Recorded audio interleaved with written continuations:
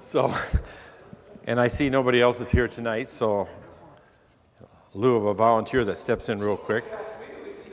Yeah. Anybody?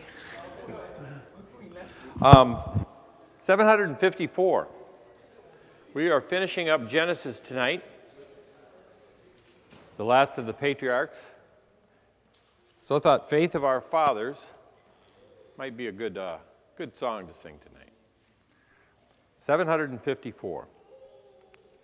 Faith of our fathers living still, in spite of dungeons, fire, and sword.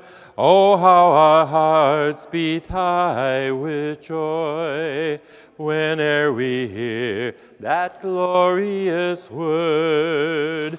Faith of our fathers, holy faith, we will be true to thee till death. Our fathers chained in prisons dark were still in heart and conscience free. How sweet would be their children's fate if they like them would die for thee. Faith of our fathers, holy faith, we will be true to thee till death. Faith of our fathers, we will love, both friends and foe, in all our strife, and preach to thee, love knows how, by kindly words and virtuous life.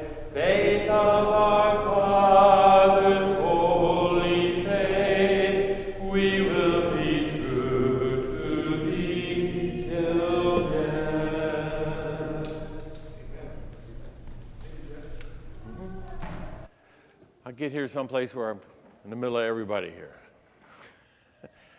Yeah, you've got the mic there, if we may need that. If somebody wants to be our mic runner tonight. Yeah, we got Scott going there. Okay, we're going to be finishing up Genesis, chapter 48. Chapter 48 talks about the blessings that Jacob gave to his sons. And it gets quite lengthy. I think we could spend maybe a couple lessons on studying the blessings and looking ahead to how some of those blessings are fulfilled when we look at the different tribes and the different things they got into and the problems they had. And some of that we'll be covering later on when we do get to that part in the Old Testament. And I wanted to hit a couple of the highlights of that today as we're concluding here with Jacob's life and then finishing up with Joseph's life before we start in next week with Moses. So as the nations of Israel grew, there would be no tribes of Joseph, but the tribes of his sons. Remember that, studying that before? I never really thought about that, but then when going through the 12 tribes, I said, Joseph isn't in there. So not really have I ever really got into a class, because most of the time we study about that, I remember it a lot when I was young, studying about the 12 tribes of Israel. And unless you actually get into a more of an adult class on that, you're not going to hit up on that so much. So how did the situation come to be? Okay, somebody has, let's see here, I'll start out with this. In verse 5 and 6 of chapter 48, and now your two sons, who were born to you in the land of Egypt, before I came to you in Egypt, are mine. This is Joseph speaking, or Jacob speaking. Ephraim and Manasseh, is that how it's pronounced? Okay. Shall be mine, as Reuben and Simon are. And the children that you father, this is the children that Joseph fathers, after them shall be yours. They shall be called by the names of their brothers in their inheritance. So he's saying here that what? The sons of Joseph are the ones that are going to be following in the steps for the tribe, not Joseph. Okay? A little different. Of course, we find, starting with Jacob, things changed a little bit on the blessings, didn't they? Yep. Yep. Yep. That's, I think maybe the next thing we get into, or real soon here anyway. But yes, normally what? The oldest gets the top billing. Okay? And that's the way it was supposed to be. And that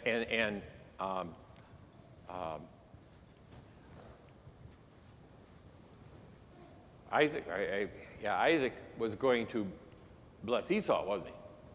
And they did a little switcheroo there.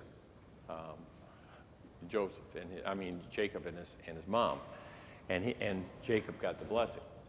Now it's interesting because, as we fast forward to now, we see that what?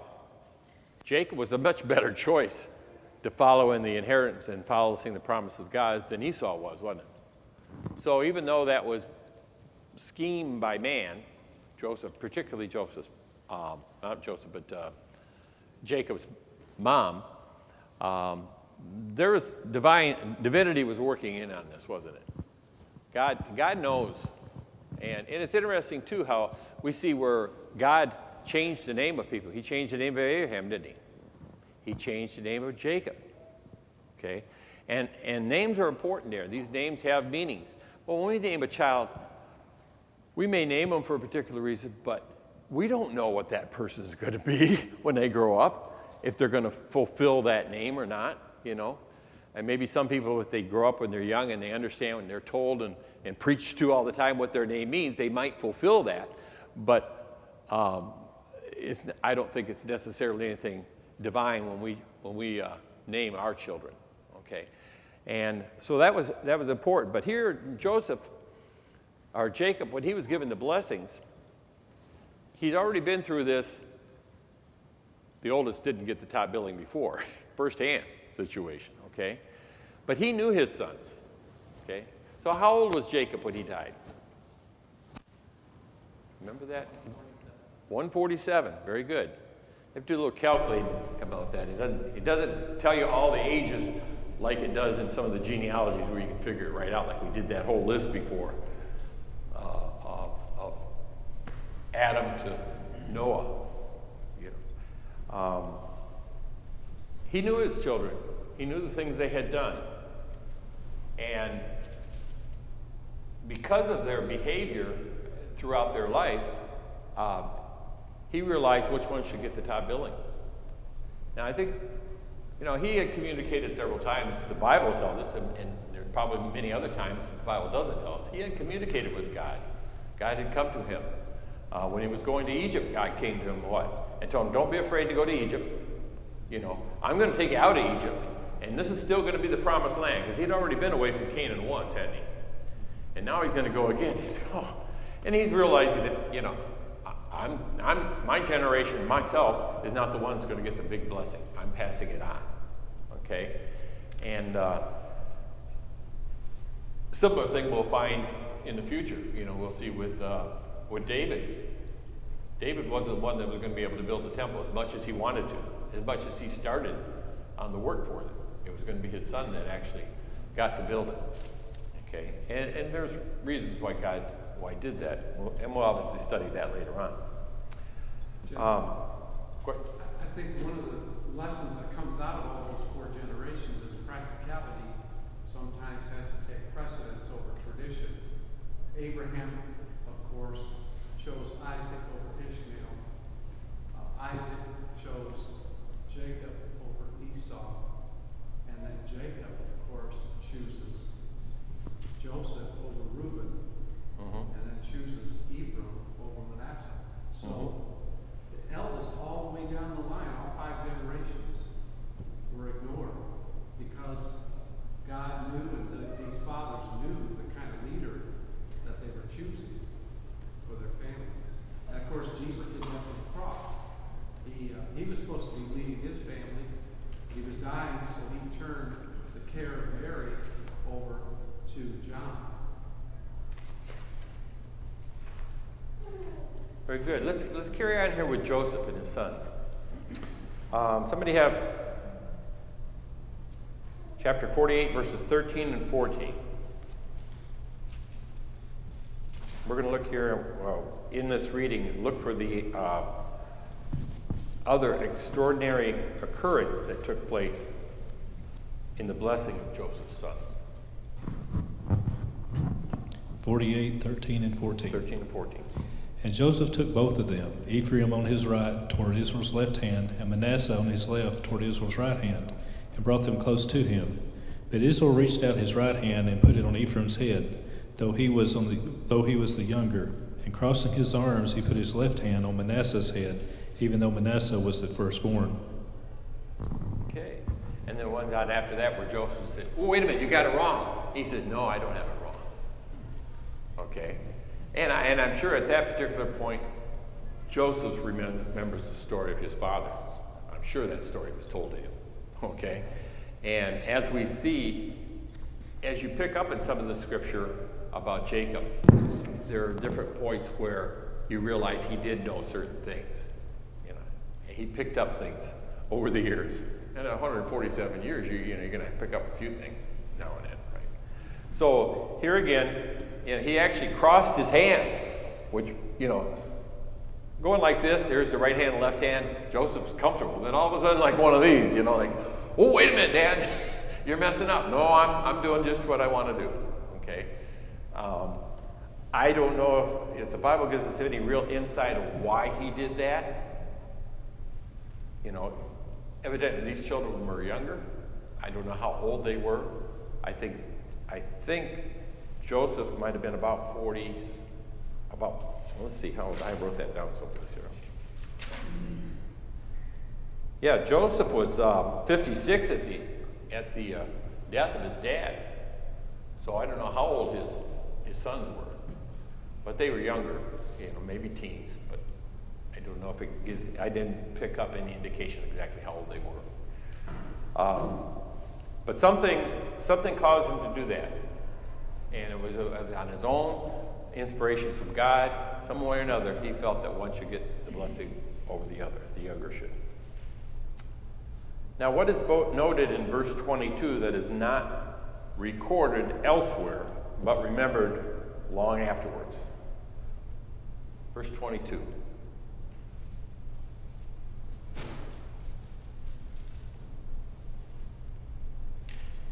I'll go ahead.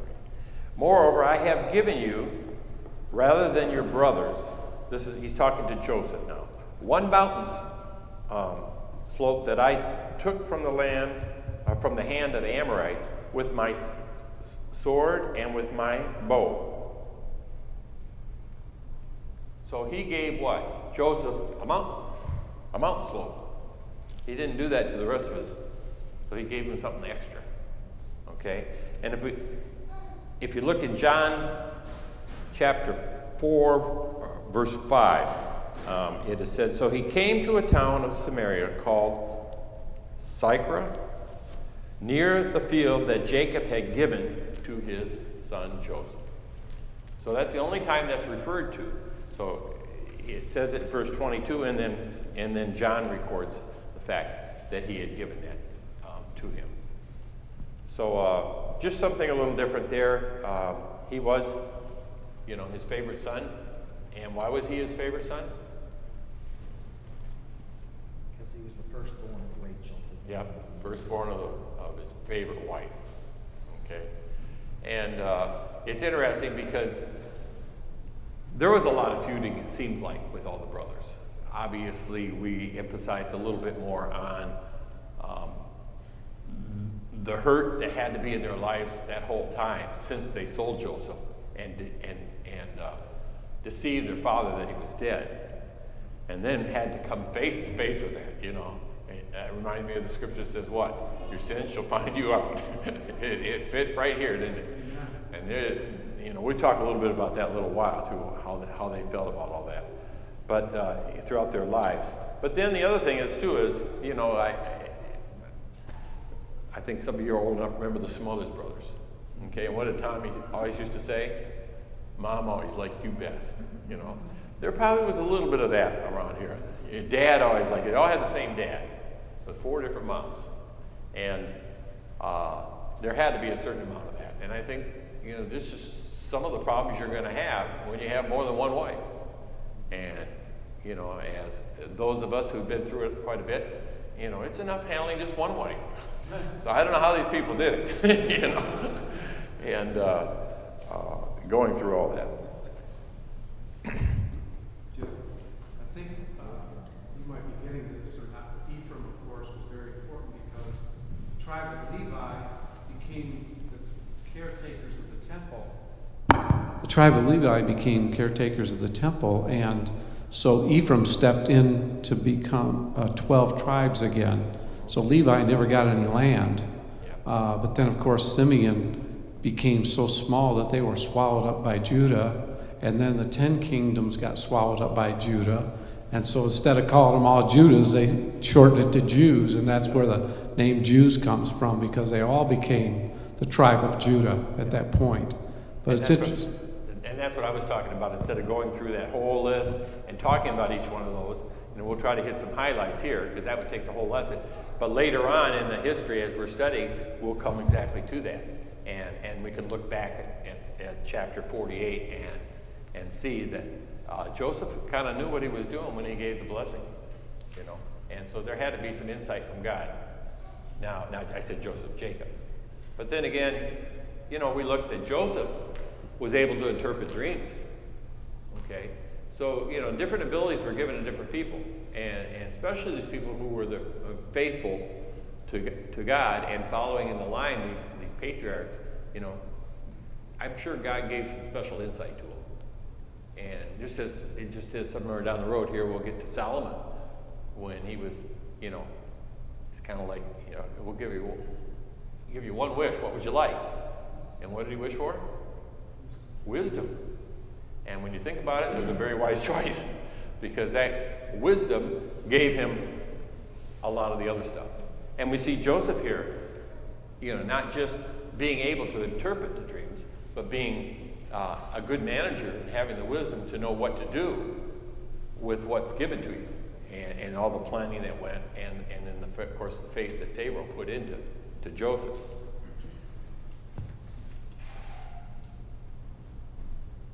So in what ways are these prophecies that he had with these blessings to his sons like a last will and testament? There's some similarities there. Now, Jacob, we know, did blessings, and that was kind of the way they did things. But it might be similar to a last will and testament, because the person dying gets the last. If they have a will, they get the last word, don't they? And you can't refute it, because what are you going to refute? It's there. And so even though they might not have understood, like Reuben, well, why didn't I get the top billing? I'm the oldest. But, later on in life, he might have, he probably wasn't around at the time that tribe went down, but it's still... They understand the wisdom that their father had in doing this. And a lot of times our parents tell us to do something, or we tell our kids to do something, and they don't really understand why. At some point they understand why. And a lot of times it's because, we've been down that road before, and we have a little more insight as to what can happen if you continue to do a particular thing and kind of thwart that off, heading them down the right direction. And even though the understanding isn't always there. And that's, of course, where the faith comes in. Where that happened with Abraham, right? God says, well, I want you to sacrifice your son. And you're thinking, man, it took me 100 years to get this. And you're going to sacrifice. What was his attitude? Well, if that's what you want, Lord, you'll give me another son, whatever, because you promised it. So I believe you're going to keep your promise. So he goes on, And a similar thing with Joseph. What he tells his brothers. We talked about, I think, last week. Or might finish up in, that was last week more. But don't worry about it. What was done, and it was God's will. Okay? I think we will talk about it a little bit today. So which son got the greatest blessing?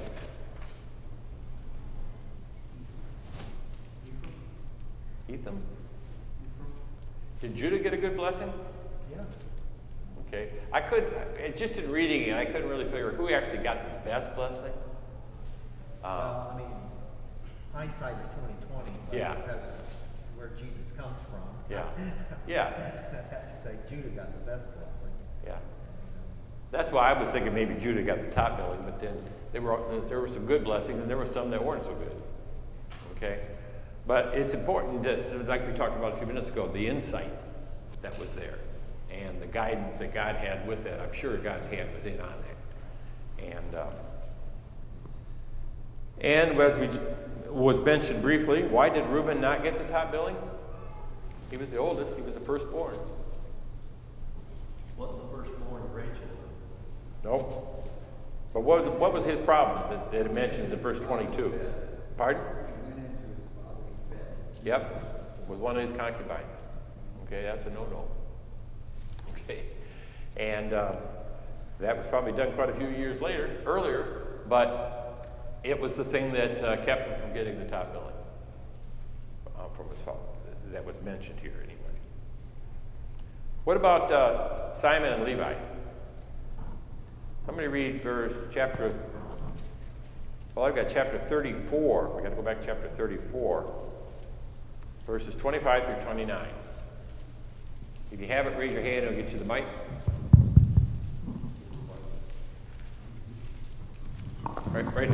Right here. Chapter 34, Genesis, 25 through 29.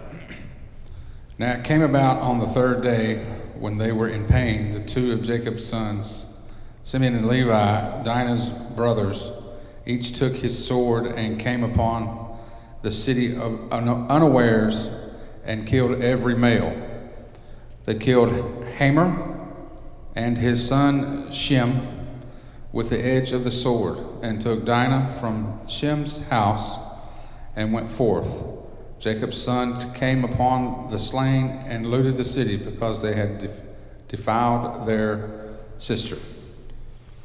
They took their flocks and their herds and their donkeys, and that which was in the city and that which was in the field. And they captured and looted all their wealth and all their little ones and their wives, even all that was in the houses. Keep going. Okay, that's good. That's good. So, why did Simon and Levi do this? What was the motivation? Revenge for their sister being raped. Yeah. Now, it's kind of nice that a brother sticks up for their sister, but this might be carrying it a little too far, right? Okay. And so this was the reason why Simon and Levi did not get a very good blessing. Okay, and it referred right to that. Well, also, it was a premeditated thing.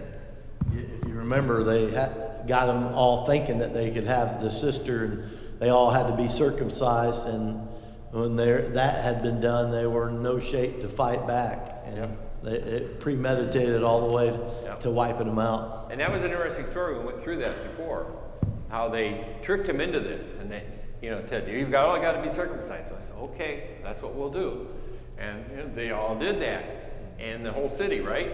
Yeah. And then they thought, this is a good time to go after him. We got him in a low spot here, And so it was preconceived and very deceptive. And again, here's a situation where the killing was involved. Again, maybe another situation with David, who was a fierce warrior, but that was part of the reason why he wasn't allowed to get the credit for building the temple too. Because you didn't want to put those two things together. As good as David was, he had his role to play, and God figured building the temple was not his role. Okay.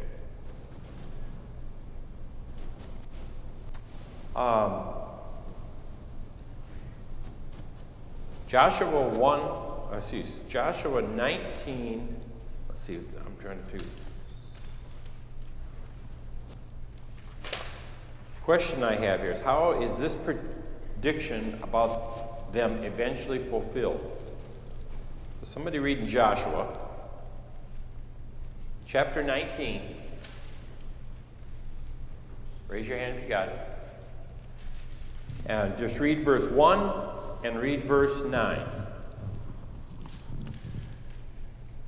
The second lot came out for Simeon, for the tribe of the people of Simeon, according to their clans, and their inheritance was in the midst of the inheritance of the people of Judah. And then 9. Verse 9. The inheritance of the people of Simeon formed part of the territory of the people of Judah, because the portion of the people of Judah was too large for them. The people of Simeon obtained an inheritance in the midst of their inheritance. Okay, then also in Judges 1:3, now these are the nations that the Lord left to test Israel by them. That is, all in Israel whom had experienced all the wars of Canaan. Okay, so we're getting back to this fighting part of it. And this is looking forward in Joshua back to what we just read in chapter 34 with Simon and Levi. So that carried on in history, and it was remembered in Joshua, and this is what took place at the time there. So we're seeing how that prediction that Jacob made about his sons Simon and Levi came forth. Okay, and we'll probably cover that a little bit more when we get up into Joshua sometime down the road. Okay, verse 10. The scepter shall not depart from Judah, nor the ruler's staff from between his feet, until tribute comes to him, and to him shall be the obedience of the people. What is that talking about? This is how long Judah was going to keep the blessing, right? And how long is it? What has to take place?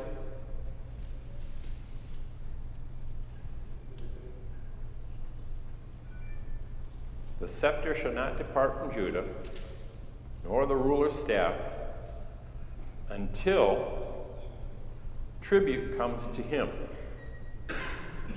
and to him shall be the obedience of the people. Who's the him? Christ. Okay, so Judah's got this blessing until Christ comes. That's a long time ahead. Okay? Because what? Judah is the lineage of Jesus. Okay? Would Jacob just have known that? No, I think there's a little insight from God on that. Okay? He had definitely promised him that he was going to be blessed, and all these blessings that Judah had, and then that Jacob had, and he had some insight to him when he was blessing his sons, and maybe not understanding the full scope of everything, but was right on task for what God's plan was. Okay. I think when it made me think of that, it made me think of Moses, which we'll get into pretty soon here, who didn't get to go into the promised land, did he? He got to see it, but he didn't get to go into it. Okay? And we'll talk much more about that here in coming weeks. Jacob's death and burial. Chapter 49, verses 28 through verses 14 of the next chapter. Somebody have that? Raise your hand. Not everybody at once. Okay, that's chapter 49, starting at verse 28, and read all the way through verse 14 of the next chapter. Then he commanded them, I am about to be gathered to my people. Bury me with my fathers in the cave in the field of Ephron the Hittite. The cave is in the field of Machpelah near Mamre in the land of Canaan. This is the field Abraham purchased from Ephron the Hittite as a burial site. Abraham and his wife Sarah are buried there. Isaac and his wife Rebekah are buried there, and I buried Leah there. The field and the cave in it were purchased from the Hittites. When Jacob had finished instructing his sons, he drew his feet into the bed and died. he was gathered to his people. Then Joseph, leaning over his father's face, wept and kissed him. He commanded his servants who were physicians to embalm his father. So they embalmed Israel. They took 40 days to complete this, for embalming takes that long, and the Egyptians mourned for him 70 days. When the days of mourning were over, Joseph said to Pharaoh's household, "If I have found favor with you, please tell Pharaoh that my father made me take an oath, saying, 'I am about to die. You must bury me there in the tomb that I made for myself in the land of Canaan. Now let me go and bury my father, then I will return.' So Pharaoh said, 'Go and bury your father in keeping with your oath.' Then Joseph went to bury his father, and all Pharaoh's servants, the elders of his household, and all the elders of the land of Egypt went with him, along with all Joseph's household, his brothers, and his father's household. Only their children, their sheep, and their cattle were left in the land of Goshen. Horses and chariots went up with him. It was a very impressive procession. When they reached the threshing floor of Adad, which is across the Jordan, they lamented and wept loudly, and Joseph mourned 7 days for his father. When the Canaanite inhabitants of the land saw the mourning at the threshing floor of Adad, they said, 'This is a solemn mourning on the part of the Egyptians.' Therefore the place is named Abel Mizraim. It is across the Jordan. So Jacob's sons did for him what he had commanded them. They carried him to the land of Canaan and buried him in the cave at Machpelah in the land near Mamre, which Abraham had purchased as a burial site from Ephron the Hittite. After Joseph buried his father, he returned to Egypt with his brothers and all who had gone with him to bury his father." Okay, so his last request was what? I want to be buried in the family burying ground. Okay, and that was his request there. What is meant by the phrase, "we was gathered unto his people"? I think that's in verse 29.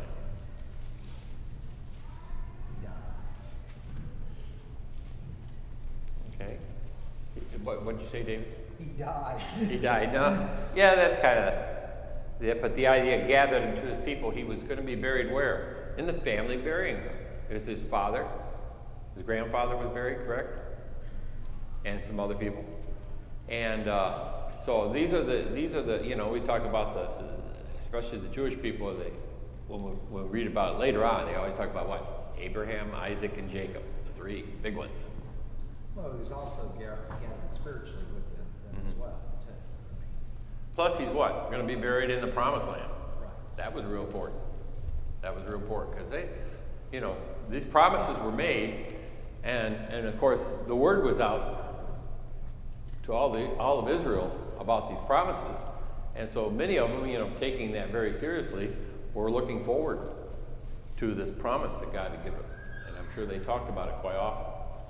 When God's going to give you a good promise, you keep talking about it until what? It takes place. Then you work on the next project, I guess. Maybe that's the way it works. I don't know. Another interesting thing in that reading. Look at the respect that Pharaoh had for Joseph. Joseph had earned his respect because why? He was honest, he was fair, straightforward, and he proved himself, starting right out with the idea of what was done during the plagues, or not plague, but the famine. Okay. Not to mention the fact that he made him a lot of money. Yes, made him a lot of money and had all these. As we're going to be getting into the idea of the children of Israel being slaves, he had basically all the Egyptians owed him too, and they didn't seem to be really unhappy about that because the other alternative would have been what? Starving to death.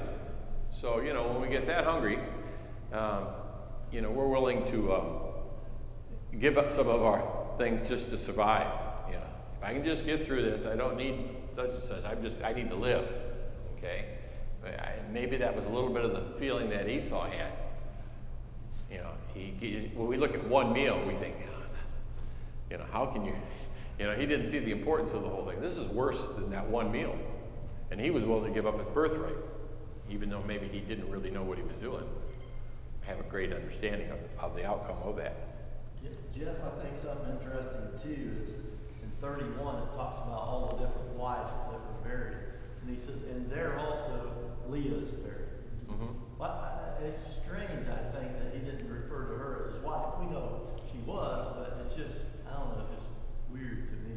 Well, you're in a situation where you say, my wife is buried there. They, okay, which one? Yeah, you're right. So, if you only had one wife, it wouldn't matter if you used the name or just said wife. Yeah, I thought it was strange because he mentions a bunch of different wives, and then he mentions Leah there, so that's just... Yeah. You could still see the burial of Rachel in Bethlehem, but she's not buried, or he wasn't buried with Rachel, he was buried with Leah. Yeah, which I thought was interesting. Yeah, that is. Yeah. And a lot of things take place in Bethlehem, don't they? Or will. They had at that point, and they will in the future. Okay. Now we talk about Joseph's kindness to his brothers. Somebody read chapter 50, verses 15 through 21. Raise your hand when you got it.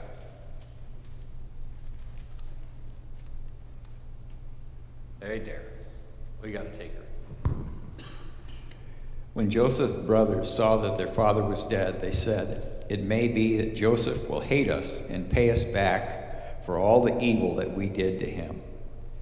So they sent a message to Joseph saying, "Your father gave this command before he died. Say to Joseph, 'Please forgive the transgression of your brothers and their sin because they did evil to you. And now please forgive the transgression of the servants of the God of your father.' Joseph wept when they spoke to him. His brothers also came and fell down before him and said, 'Behold, we are your servants.' But Joseph said to them, 'Do not fear, for I am in the place of God. As for you, you meant evil against me, but God meant it for good, to bring it about that many people should be kept alive as they are today. So do not fear, I will provide you and your little ones.' Thus he comforted them and spoke kindly to them." Okay. Interesting. The first thing that hits me when you first start out the first sentence there in verse 15. His brothers were still concerned. They carried that with them ever since they sold Joseph. How things like that can fester in your life for that long. They talk about it, and it wasn't just an individual. An individual may have something that they don't tell any about, but it bothers them, it bothers them, it bothers them. Okay? Here these brothers must have talked about it many times when they were away from their father and other places about it. It bothered them. Okay? It just reinforces the fact that when we do something that we shouldn't do, we've got to find a way, and we have that now, a way to get that off of our hearts and off of our minds and get things straight. You said it bothered them. I wonder about that. To me, they were pretty rotten kids. They quarreled all the time. They were going to kill him. They didn't kill him so that they could make more money by selling him. So I don't think they were really worried about it until they got caught. That's my 2 cents. Well, that's when they accelerated, that's for sure. That is for sure, because when Joseph first revealed himself to them, boy, they hit him hard, And Joseph knew his brothers. At that point when he sent him back to get his brother and his dad, he told them, don't quarrel among yourselves, because he could see that there's going to be, we're going to be in big trouble here. Don't worry about it, He knew everything was going to be okay. I always wondered why Joseph wept.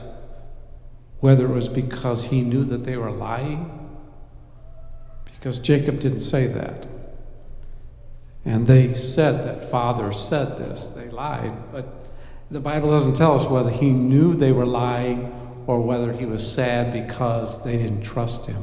So we don't know, but it's certainly interesting to see that dynamic. Yeah, and I kind of wondered that same thing. Like I say, it doesn't tell us. So if you talk about it, it's kind of in reasoning sense. obviously God told him, God gave Jacob insight into the blessings. He knew of what they had done, what Reuben had done, what Simon and Levi had done. Not Levi, but Simon and, yeah. And he may very well have known at some point, okay? But he didn't hold it against him and rub it into him, okay? It is indicated that, he still thought he was dead, okay, even though, because a lot of years have gone by too. Okay. But, yeah, that's, some things we don't know. It just doesn't tell us. So we can't really make it, it doesn't really matter at this particular point. But we do see the situation of the sons and his brothers and what they felt like. And Joseph wasn't looking at him to get back at him, and it was a teaching experience from Joseph to his brothers, to the point he had to say that, hey, sure you did a bad thing, but God wanted it that way. All these things happened to me, but things are pretty good right now. And we got through this famine. You got through the famine. You've got a nice place to live. I got to see my dad. And how long did Jacob live after they came to Egypt? 10 years? I'm trying to think if it's... Well, he was 130 when he came and talked to Pharaoh, right? Joseph was 110. Yeah, and he was how old when he died? 147. 47. And when he came and he was talking to Pharaoh, and he told him, I'm glad now, I've seen my son, now I can die. It's going to be another 17 years before he died. Okay, so, when we read through some scripture, we can go from one verse to the next verse and skip a whole bunch of years real quick. I mean, just like now, we're going to skip a whole bunch of years. Okay, and a lot of things are going to have taken place to get to Moses. Okay, in the same geographic area, but some things are going to take place. So Joseph shows this kindness to his brothers. And they express their fear in how Joseph settled them down. And, how much it sank in right then, but over the next quite a few years, it probably sank in because Joseph, was still good to him and didn't hold it against him. And it doesn't give us any indication that he had. Now, how did Joseph view the bad things? Well, we just talked about that. Do not fear, for I am in God's place. I'm here because God put me here. Do we ever look at our lives that way? Why are we here? Well, I thought Naples would be a nice place to come. Warmer in the winter. Does your version say I am in God's place? Mine says am I. Do not fear, for am I in God's place? You're right. I read that wrong. For am I in? But basically, it's a question to them. Okay. Okay. Aren't I in the right place? Aren't I in God's place? Didn't God put me here?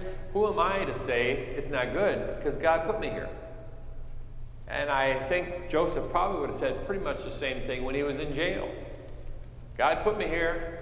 It's for a reason. I haven't figured it out yet. And of course, knowing he had the ability to interpret dreams, and when these two came with their dreams, and he interpreted them, he'd think, this might be my way out. And he thought it was going to be a little earlier, didn't he, at first? Oh, when you go back, remember me here. Well, he didn't remember him for quite a few years, okay? But he eventually did. Eventually did. So that teaches us patience, doesn't it? God works on his own time. I try to convince myself, I think the last 10 years I've been at the youth ranch, I look at things in a way of how can I help these young people? And I think it's helped me more than I've helped the young people. Because I try to put things in a simpler form to understand things. I don't think the Bible has to be complicated. We sometimes make it too complicated. Amen. I mean, it's relatively simple. And when we study the old law here and how God put things in place and we understand how that transcended into the new law, it helps us understand the sacrifice that Jesus made a little bit better. It's a little harder for us because we didn't go through a living with blood sacrifices, all the time with the priest and all that doing these sacrifices. And so the exact relationship, but we can understand it. We can understand it.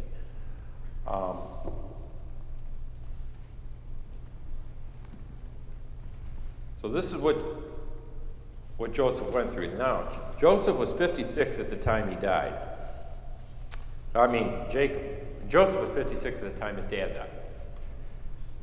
How old was Joseph when he died? 110. 110. Okay, so we have quite a few more years here that he was second in line in Egypt.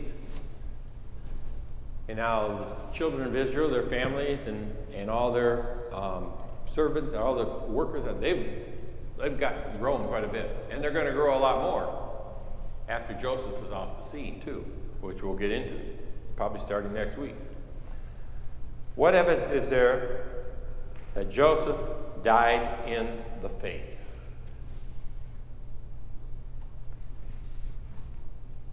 We all believe that Joseph died in the faith, right? He took his faith right to the very end. It says in verse 25, when God comes to your aid, you are to carry my bones up from here. It means that God will deliver them. So. Exactly. And if we read in Hebrews 11, Hebrews 11, verse 13, and actually before that, it's talking about Abraham, Isaac, Jacob, and they mention Joseph. These all died in faith, not having received the things promised, but having seen them and greeting them from afar, and having knowledge that they were strangers and exiles on the earth. We talked a little bit about that earlier. Here we are, just a pawn in God's plan. It's carrying on, and we'll see that even more so with Moses, because the promise is going to be fulfilled at the end of Moses' life when they're finally getting back to the land of Canaan. Okay, but what? Moses doesn't get to go. He gets to see it. He sees the tribulation and everything that they've been through in their slavery, and all that people were talking about, praying to God, get us out of this situation, get us out of this. Where's the promise that you promised us, And it had to go through a few generations before it got to that point. So basically then, what can we learn about faith from all these passages we just read? If you had to have a one-word description, there's several words that might fit in pretty good. What about faith? Maybe I didn't explain it well enough to think about. I think you got to trust in God. It says everything works out for the good of God. You got to have a trust, and I guess faith is the same word. And with that trust, as we see through many of the patriarchs, it took patience. Trust and obey. It took patience. And even if sometimes we try to help God out a little bit with his promises, they didn't work out quite so well, but he still gave his promises. Like the guy that prayed for patience and I want it right away, Because I talk about the guy that prayed for patience and God made him a doctor. So, that's another story. Oh, yes. Yeah, I think that's the thing. We go through different stages in our life, and we've talked about this a few weeks ago in another class. If we look back through our lives and we see where were the blessings that we did have, that maybe at the time they didn't look like blessings. They were hard times for us. And we look back at them now, and they were a major stepping stone in our faith, in our family, where we are today, in our relationship with God. And I think that's what it's all about, really. It's learning to have a relationship with God. And if that relationship is there, then our life will just penetrate that faith, that love. And others will see that.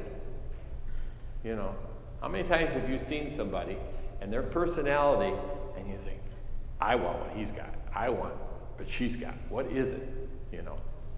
And, every once in a while, somebody may ask, may come up to you, and I'm sure this has happened to many people. They come up to you, where do you worship?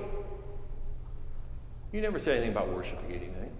They just assumed, because of the life that you live, the language that you had, the attitudes that you had, that God was in you, and you had to worship someplace.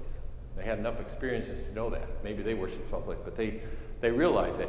And that's a wonderful attitude. If people can see that in us, we're doing something right. Okay. I want to go back up to verse 19. It says, "Do not fear, for I am in the place of God." I think since he'd already talked about transgressions and stuff above that he's trying to tell them, it's not my job to punish you. It's God's job. My job is to bless you, not punish you.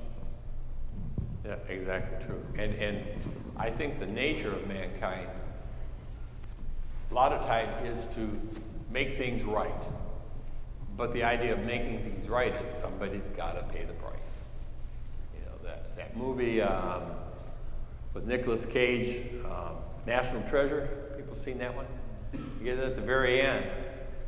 He said, "What do you want?" He says, "I really don't want to go to jail." Yeah. And the other guy says, "What?" "Somebody's got to go to jail." Okay? But is that the attitude we should have as Christians? God's the one that's going to make the final judgment. Okay? We don't have to get even in our lifetime. Obviously, in our land, there's certain things that we want to do. Somebody who's dangerous to other people, we want them out of a situation so they won't be dangerous to somebody else. But we've got to learn to have that spirit of forgiveness. Amen. First of all, for ourselves. Amen. Because there are things within each of us that bother us.